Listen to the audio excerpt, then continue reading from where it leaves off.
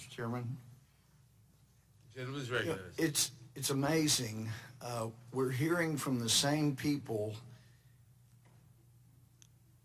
accusing us of covering up, not willing to face the truth. They're the same arguments that we've been hearing for 3 years now. First, it was accusing us of not being willing to face the facts about Russia collusion and the president scheming with Russia, and that turned out all to be lies. We were right, and those accusing us of not facing the truth were the ones who were not facing the truth.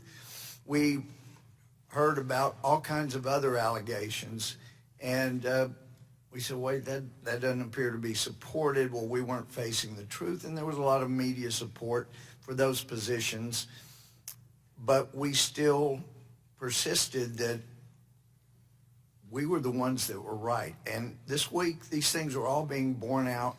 We were right, they were wrong, and now we're not hearing anybody come in and say, hey, we're really sorry when we accused y'all of being crazy and not facing the truth. You were right, there was no Russia collusion. You were right, there was no extortion.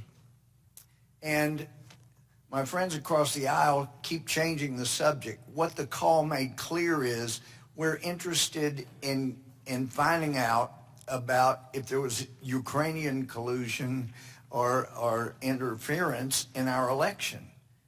Now, it's amazing how the majority can take two positions that counterindicate each other. First of all, they say there was no effort by Republicans, including President Trump, to stop interference from foreign countries. We hear that over and over, including yesterday and today. And yet the only way to step up and do what President Obama refused to do, if you remember, President Obama belittled President Trump, candidate Trump, for saying he was concerned about outside interference. And in fact, President Obama made a mockery of anybody that was so stupid that they thought somebody like Russia or others might interfere and affect our election. He made fun of them. He wouldn't do anything about outside interference because apparently he must have thought the outside interference was going to help Hillary Clinton. As we've heard, there apparently are some people that certainly are accused in Ukraine of doing all they could to help Hillary Clinton. In fact, it was unheard of to have a foreign ambassador in our country step up and come out with support for Hillary Clinton. So what we continue to see is projecting. Somebody on their side engages in illegal or improper conduct, and that's what they accuse President Trump or us of doing.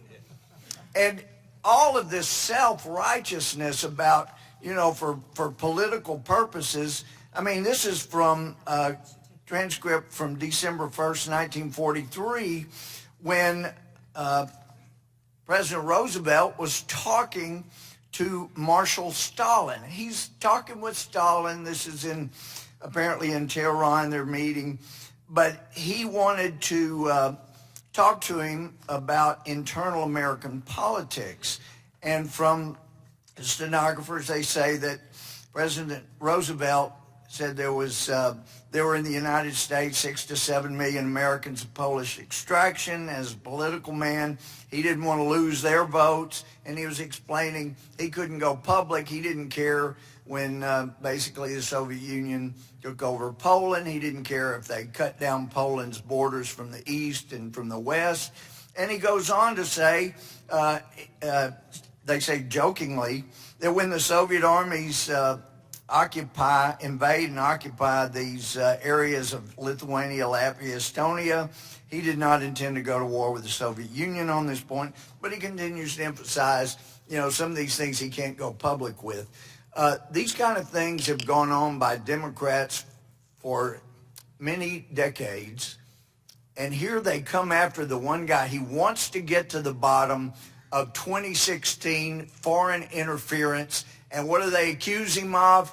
Of getting foreign interference. No, you can't root out foreign interference until you know what it was. So you can't have it both ways. Well, I guess the Democratic Party can't have it both ways, but this has got to stop before it goes too much further. I yield back.